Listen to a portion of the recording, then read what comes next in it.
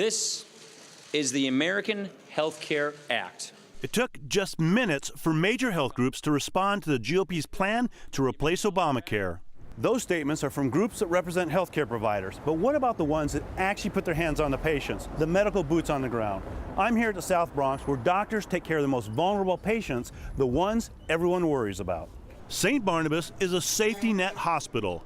Dr. Edward Telzak is chief of medicine. Within the Bronx, it serves among the poorest communities of the Bronx.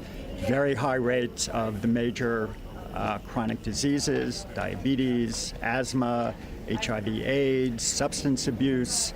75% of patients here are on Medicaid, health coverage they didn't have until the Affordable Care Act.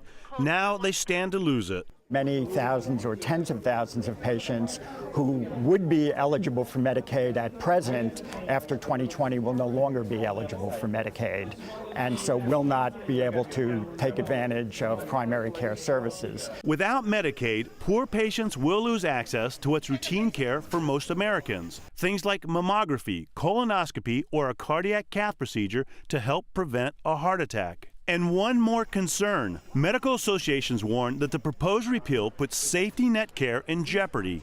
This hospital survived 150 years. Is it going to survive this? I hope so. I hope so. It's not just poor urban hospitals where health providers are concerned. I've come to small town America where many patients have insurance, but doctors are still worried about what they stand to lose.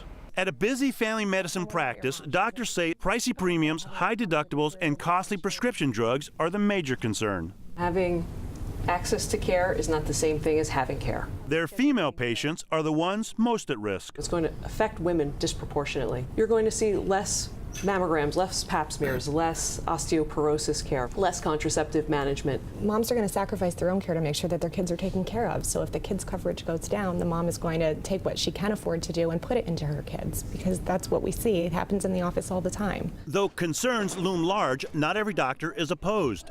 They could see higher reimbursements, and patients could have more options when it comes to choosing their coverage. That will depend on the details Congress hammers out.